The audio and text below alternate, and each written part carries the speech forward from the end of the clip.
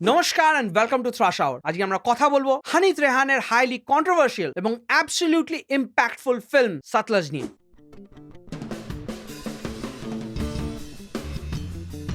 আপনারা নিশ্চয়ই জানেন যে বেশ কয়েক বছর ধরে সাতলজ কিন্তু ব্যান্ড ছিল এবং after a long and arduous court case Sutlej finally release হয় জি5 এ। কিন্তু দুর্ভাগ্যের বিষয় that while I am reviewing this film সাতলজকে অলরেডি জি5 থেকে সরিয়ে দেওয়া হয়েছে। আমি ছবিটা দেখেছি 5 তারিখ, আজকে 6 তারিখ আমি ভিডিওটা করছি, আপনারা এই ভিডিওটা দেখছেন 7 তারিখ। ততক্ষণে অলরেডি সাতলজকে মুছে দেওয়া হয়েছে। কিন্তু কি কারণেই মুছে দেওয়ার পেছনে? সত্যি কথা বলতে সাতলজ এমন একটা ফিল্ম যেটা আপনাকে নাড়িয়ে ছেড়ে দেবে। দ্য ইম্প্যাক্ট ইজ বিয়ন্ড ওয়ার্ডস। আমি অনেক বছর এরকম কোন ফিল্ম দেখিনি। It's rooted, it's grounded, it's real and it's a real. Diljit Dosanjh যা সাংঘাতিক পারফরমেন্স দিয়েছেন সেটা নিয়ে কোনো কথাই হবে না। সাতলজের গল্প শুরু হয় 1955 এর পাঞ্জাব থেকে। সেখানে আমরা দেখতে পাই পাঞ্জাব পুলিশ কিভাবে মিলিটেন্টসদের এগেইনস্টে ক্র্যাকডাউন চালাচ্ছে। কিন্তু দুঃখের বিষয় সেই ক্র্যাকডাউনের সাথে সাথে তারা সিভিলিয়ানসদেরও মারছে। এবং সত্যি কথা বলতে এই হার্ড হিটিং রিয়ালিটি যদি কেউ ফিল্মে তুলে ধরে তো খুব ন্যাচারাল। ইন্ডিয়ার মতো দেশে সেটা ব্যান্ড তো হবেই। সাতলজ এমন এমন জিনিস দেখায় যেটা আপনি দেখতে পারবেন না, রাতের ঘুম কেড়ে নেবে। ছবিটা দুভাগে ভাগ করা। প্রথম হাফের প্রোটাগনিস্ট হচ্ছে দিলজিৎ দোসাঞ্জ এবং সেকেন্ড হাফের হচ্ছেন অর্জুন রামপাল। এরকম ধরনের কনসেপ্ট আমি অনেক বছর আগে দুসরা কেভেলে দেখেছিলাম। যেহেতু ফিল্মটা রিয়েল স্টোরির উপর বেস করা তাই জন্য হয়তো সেরকম সাসপেন্স কিছু নেই, কিন্তু আমি এই ফিল্মটা ব্ল্যাঙ্ক স্লেট নিয়ে দেখতে বসেছিলাম। সো আমার বিশেষ কোনো আইডিয়া ছিল না যে কোন ক্যারেক্টারের সাথে কি হবে। বাট ট্রাস্ট মি, এরকম ধরনের রাইটিং,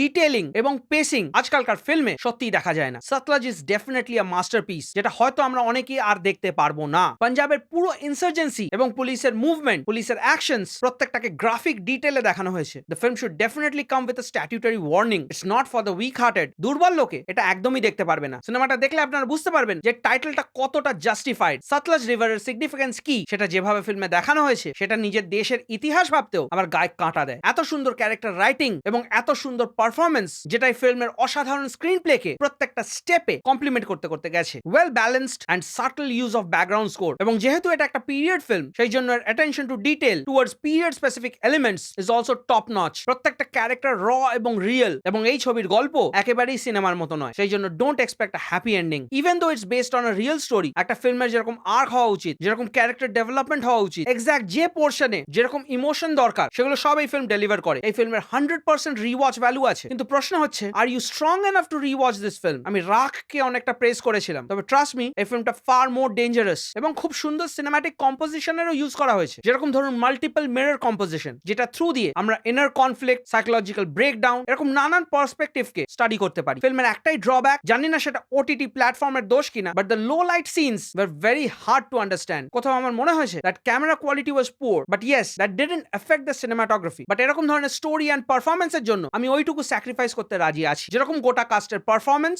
সেরকমই তাগড়ায়ের মেকআপ। কিছু পোর্শন আছে যেখানে দিলজিৎ দোসাঞ্জকে আপনারা চিনতেও পারবেন না, এমন মেকআপ দেওয়া হয়েছে। ইট ওয়াজ লিটারালি লুকিং গডলি। আমি জানি না এই ফিল্মটা আবার আমরা কবে দেখতে পারবো, বাট ততদিন এর মেমোরিটাকেই চেরিশ করবো। তাই জন্য আমি সাতলজকে 8.5 দেবো out of 10। I would definitely consider this film to be a masterpiece. আমি জানি ভালো ফিল্মের কোনো দর নেই এবং সেটা এই রিভিউ এর ভিউজ দেখলেও বোঝা যায়। তো এই ছিল আমার ভিউজ এন্ড ওপিনিয়নস অন সাতলজ। আশা করছি আজকের এই ভিডিওটা আপনাদের ভালো লেগেছে। যদি ভালো লেগে থাকে তাহলে একটা লাইক, শেয়ার, সাবস্ক্রাইব করে দেবেন। আপনাদের কোনো মতামত, সাজেশন বা ওপিনিয়ন থাকলে কমেন্ট সেকশনে নিশ্চয়ই জানাবেন। You can follow me on Instagram, Twitter and Facebook. আপনারা দেখছেন থ্রাশ আওয়ার। আমি আপনাদের হোস্ট টম থ্রাশ এবং দেখা হচ্ছে পরের ভিডিও।